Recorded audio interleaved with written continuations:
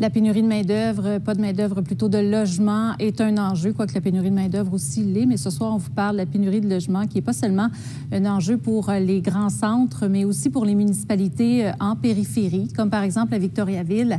La municipalité a déjà mis en place plusieurs solutions pour augmenter son offre du marché locatif. Mais voilà qu'une autre option s'ajoute, celle de la mise en place d'un organisme à but non lucratif.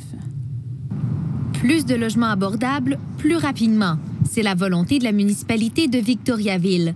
Pour y arriver, l'organisme Innov Habitat Victo est lancé. La population croît 2 fois plus vite qu'on anticipait, donc ça met une pression aussi sur le prix des logements. On a un taux d'inoccupation de 0,8 %, qui n'est pas zéro comme on voit dans certains grands centres, mais quand même, quand on dit que c'est à 3 % qu'on a un équilibre entre l'offre et la demande. Pour qu'un logement soit considéré comme abordable, le loyer doit représenter moins de 30 % des revenus d'un ménage.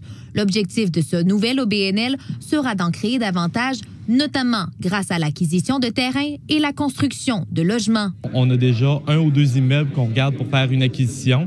Il faut comprendre qu'on achète un immeuble, ça ne crée pas de nouvelles places sur le territoire instantanément, mais on vient au moins ralentir ou freiner la flambée des prix. On veut faire des alliances avec les promoteurs privés en copropriété, en partenariat. On ouvre la boîte, on pense en dehors de la boîte.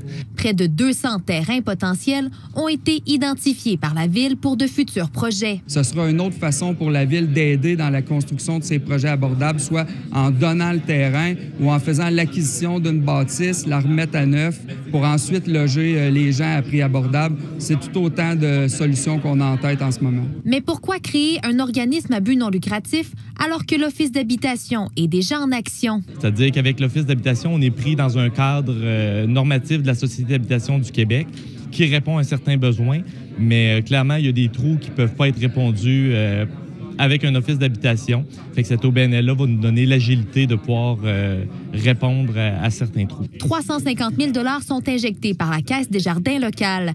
La municipalité s'engage aussi à remettre 25 000 $ pour chaque nouvelle unité créée. Sans avoir d'échéancier précis, les intervenants sont confiants de voir des résultats rapidement, d'autant plus qu'on anticipe déjà la prochaine crise du 1er juillet. Amélie Paquette, TVA Nouvelles, Victoriaville.